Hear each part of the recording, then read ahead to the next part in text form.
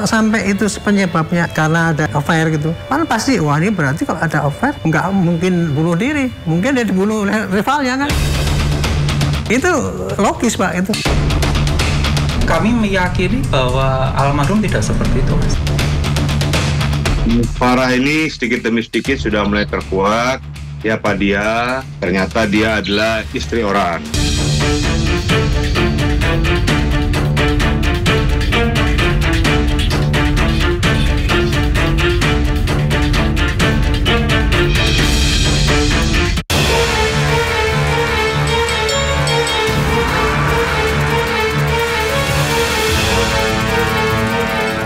Terima kasih masih bersama saya di Inside Story Investigasi. Pemirsa, hingga hari ini penyebab kematian diplomat ADP masih terus menjadi tanda tanya. Bahkan tanda tanya semakin menjadi-jadi ketika polisi memunculkan nama seorang perempuan yang berinisial V alias Farah. Perempuan ini diketahui bersama almarhum di sebuah pusat perbelanjaan sebelum akhirnya almarhum ditemukan meninggal beberapa jam setelahnya. Lalu siapa sebenarnya Farah dan kenapa polisi menyebutkan bahwa hubungan keduanya adalah privasi? Berikut liputannya.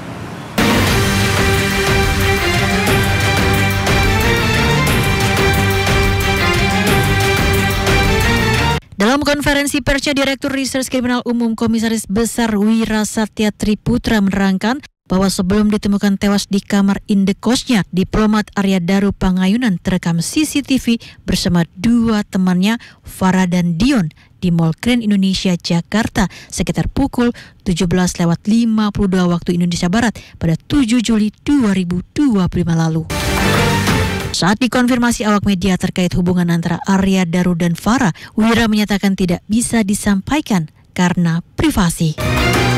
Intisarinya saja, pada pukul 17.52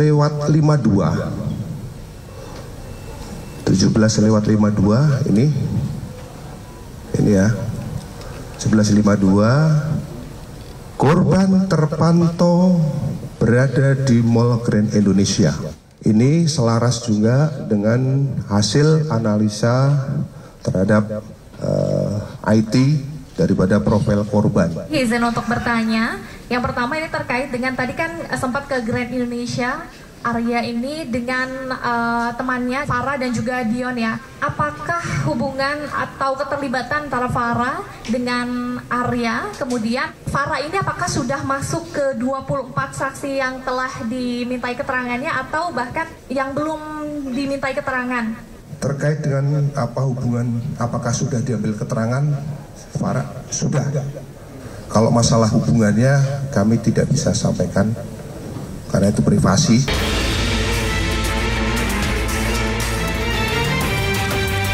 Identitas teman wanita Arya Daru Pangayunan yang tertangkap kamera CCTV tengah berjalan bersama ADP di sebuah mal di pusat Jakarta hingga kini masih memancing tanya sejauh apa keterlibatan sang teman. Ya itulah tadi hubungan privasi. Nah, karena ada kata privasi ini atau privat, maka semua orang, keluarga, mau siapapun menjadi bertanya-tanya, seprivat apa sih hubungan ini? Kalau memang hanya berteman ataupun hanya dekat, kenapa harus privat? Saya mendengar dari seorang praktisi hukum dan HAM, dia mempunyai informasi baru tentang seputar hubungan yang privat ini. Apa sebenarnya informasi barunya? Saya ajak Anda untuk bertanya langsung dan saya akan bertanya langsung pada yang bersangkutan apa saja informasi baru yang dimiliki. Ikutin saya untuk bertemu dengan dia. Bang, langsung aja mau tanya. Ini abang dari awal sampai sekarang apakah masih terus mengikuti dari kasus ADP ini? Masih. Apa yang abang dapatkan yang paling baru bang? Ini kan kemarin akhirnya ternyata ada makin kesini makin terang nih. Saya dengar bahwa si Farah ini adalah ternyata karyawan di Kemenlu, artinya temennya almarhum di satu kantor mungkin ya. Kalau satu ininya, tapi yang pasti yang saya dengar dari Kemenlu. Abang dari timnya juga menelusuri, apa benar bang si Farah ini karyawan Kemenlu bang? Saya sudah sampaikan bahwa di Tenggarai dia itu karyawan di Kemenlu juga, yang satu direktorat dengan almarhum. Oke. Ada penemuan apa yang paling baru Bang yang Abang telusuri terkait Farah ini? Nah, ini sudah mulai pada titik terang ya.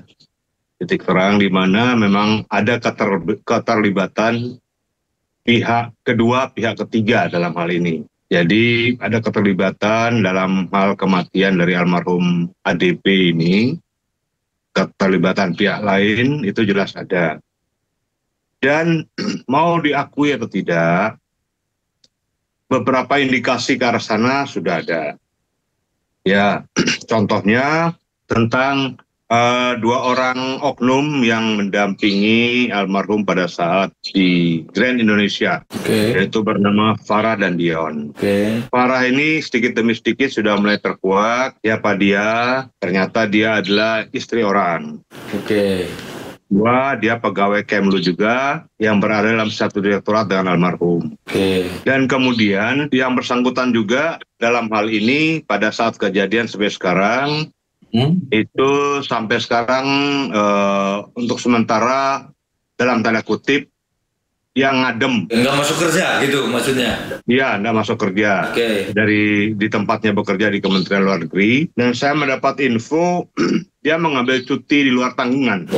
Saya kurang tahu apa penyebabnya mengambil cuti di luar tanggungan. Tapi mungkin dugaan saya dia mungkin ingin menenangkan diri dulu. Tapi ada satu hal yang sangat krusial bahwa seharusnya pihak penyelidik sudah harus intensif mendalami yang bersangkutan dalam pemeriksaan. Berarti sedikit banyak dengan kalau misalnya ngadem lah tanda kutip itu artinya nggak ngantor lah mungkin ini. Berarti makin menguatkan ya bahwa iya cerita bahwa si Farah ini ada terlibat atau ada yang disebut penyidik adalah hubungannya privasi benar-benar privat ya?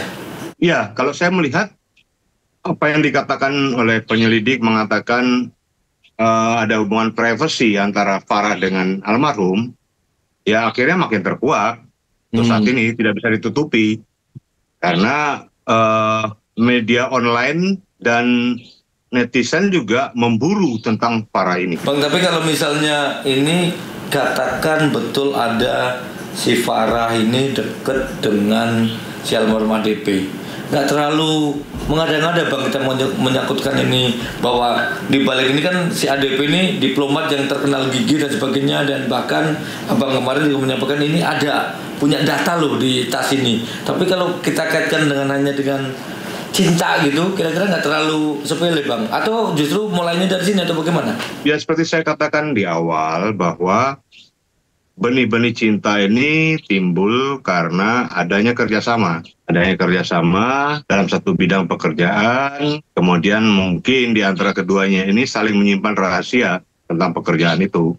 Sehingga keduanya itu saling berkomunikasi dan berkolaborasi dalam hal-hal yang menyangkut kerahasiaan dalam pekerjaan itu. Ini dalam bidang TPPO, sehingga kedua-duanya tahu sama tahu dalam masalah ini. Nah itu yang perlu didalami oleh pihak penyelidik, dan saya yakin bahwa itu kemungkinan itu sangat besar terjadi.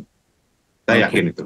Bang, kalau misalnya ini kan saya dengar paling baru adalah keluarga almarhum ADP juga mempertimbangkan nih untuk menunjuk pengacara. Sampai sekarang sih saya belum tahu ini siapa yang ditunjuk, belum ada update. Tapi misalnya Abang ini kan dari awal aktif membongkar ini, dan Abang juga sampai sekarang masih posisi praktisi hukum pengacara, juga dari Pradi juga kan itu. Bersedia nggak Bang kalau misalnya keluarga menghubungi Abang misalnya minta bantuan Abang? Ya, saya welcome. Saya siap membantu semaksimal yang saya bisa lakukan demi tegaknya kebenaran dan keadilan serta hak asasi manusia daripada pihak korban dan keluarga korban. Oke, baik, berarti nanti kalau misalnya dari keluarga menonton tayangan kita ini dan menghubungi saya atau tim saya untuk saya hubungkan ke Abang, berarti welcome ya? Saya welcome, saya bersedia untuk membantu mereka. Saya bersedia membantu mereka sepanjang mereka percaya dan mereka mau dibantu. Baik. Bang, apa yang terakhir ini Abang, yang sampai sekarang Abang masih tetap gigih untuk mengawal kasus ini, dan Abang masih tetap juga tidak percaya bahwa ini adalah meninggal karena, ya bahasa gampangnya karena bunuh diri lah. Kalau bahasa penyidikan apa kemarin agak susah mencernanya. Apa Bang sebetulnya? Saya dari awal tuh saya yakin 1000% bahwa ini adalah pembunuhan berencana. Jadi bukan hanya pembunuhan, tapi pembunuhan berencana. Karena kita lihat dari latar belakang pekerjaan dari almarhum, kemudian hubungan almarhum dengan pihak-pihak tertentu, dan kemudian dengan beberapa peristiwa-peristiwa yang mengikuti kejadian ini. Khususnya tentang beberapa barang bukti yang kemungkinan itu ada hubungannya dengan peristiwa ini. Dan saya yakin itu bukan hilang, tapi itu diambil atau dihilangkan. Saya tidak pernah percaya bahwa itu almarhum mau menghilangkan barang bukti, khususnya handphone yang dia pakai. Dan itu sangat fitnah, sangat kejam. Masa orang sudah meninggal, kemudian dituduh menghilangkan handphonenya. Itu tidak benar itu. Aku yakin bahwa handphone itu diambil seseorang, sehingga handphone itu sampai sekarang tidak ditahu keberadaannya. Jadi bukan dibuang oleh almarhum seperti berkembang akhir-akhir ini dalam beberapa statement dari beberapa oknum. Nah, itu tidak benar itu. Saya yakin itu tidak benar. Oke. Nah, saya percaya apa yang saya katakan ini adalah benar. Baik Bang, saya jadi keinget soal barang bukti. Kemarin itu sebenarnya saya masih bingung kenapa sih penyidik itu menggelar barang bukti. Saya nyebutnya barang bukti ya, secara hukum saya kurang tahu. Tapi ada alat kontrasepsi, ada ini, dan itu nggak dijelasin sebenarnya. Itu maknanya apa sih Bang? Apa sengaja memang biarkan masyarakat yang berpendapat berini, atau seperti apa sih Bang? Ada hubungannya sebenarnya Bang kayak seperti itu dengan kasus sebuah kasus kayak seperti sekarang ini? Saya juga nggak yakin alat kontrasepsi itu ada dipergunakan oleh almarhum dan sebagainya. Saya tidak yakin itu. Kalau kita melihat dari runtutan peristiwa ya, kalau dibilang ada kontrasepsi, apa sih hubungannya kontrasepsi itu dengan masalah pembunuhan ini atau masalah kematian ini? Apa hubungannya? Jadi jangan dikait-kaitkan seolah-olah memojokkan almarhum yang sudah tiada atau mempermalukan almarhum yang sudah tiada. Ini sama dengan mempermalukan almarhum yang sudah tiada. Nah, ini menjadi tekanan bagi keluarga almarhum juga. Tekanan bagi istrinya, bagi anak-anaknya, bagi keluarga besarnya, orang tuanya, mertuanya. Ini, jadi janganlah diprakondisikan atau dicipta kondisikan sedemikian rupa dengan seolah-olah ada alat kontrasepsi ini untuk mengaburkan fakta. Itu tidak benar itu. Jadi tolonglah, orang sudah meninggal, jangan lagi difitnah seperti itu. Tapi secara profesional lah menyelidiki itu, apa gunanya barang bukti yang dihadirkan itu, kaitannya apa, itu harus dibuktikan secara ilmiah. Ada alat kontrasepsi yang ikut dibeberkan lah, kan itu nggak dijelasin alat kontrasepsinya siapa, kan nggak ada yang jelasin itu kan. Tapi kan ketika rilis kemarin ada, tapi Abang tadi tidak setuju bahwa ini ada kaitannya. Tapi sebelumnya Abang bilang ini ada benih-benih asmara. Artinya nih itu hanya untuk mancing menggiring jebakan atau seperti apa Bang? Iya, itu sebenarnya tidak ada kaitannya kontrasepsi itu dengan pengusutan peristiwa ini. Oke. Dengan dugaan hubungan si Farah dengan ini nggak ada kaitannya ya? Kalau mau gampang ya, tinggal kita tes. Oke. Pasti ada sesuatu yang lengket dalam alat kontrasepsi itu. Diambil DNA-nya. Oke. Dicek dengan DNA korban atau keluarganya, ya kan? Atau dengan DNA-nya si Farah. Dicek aja untuk mengetahui kalau memang ada kontrasepsi itu ya. Iya. Tidak mungkin itu kontrasepsi yang masih baru, mungkin bekas dipakai kan? Kan itu bisa lengket. Ya, cairan yang ditinggalkan dalam kontrasepsi itu kan bisa diambil DNA-nya. Gampang kok itu.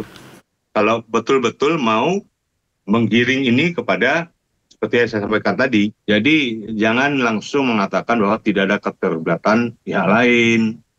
Gitu. Harus diselidiki secara komprehensif dulu. Itulah. Berdasarkan ilmu-ilmu reserse, ilmu-ilmu intelijen, ilmu-ilmu jejak, itu harus diteliti.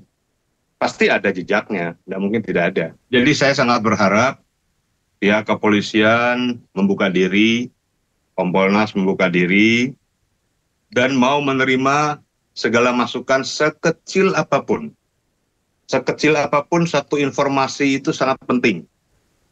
Sekecil apapun sangat penting dalam pengungkapan suatu peristiwa atau suatu kasus. Baik. Saya kira itu, karena tidak ada kejahatan yang sempurna. Saya kira itu. Baik. Terima kasih Bang Niko ya.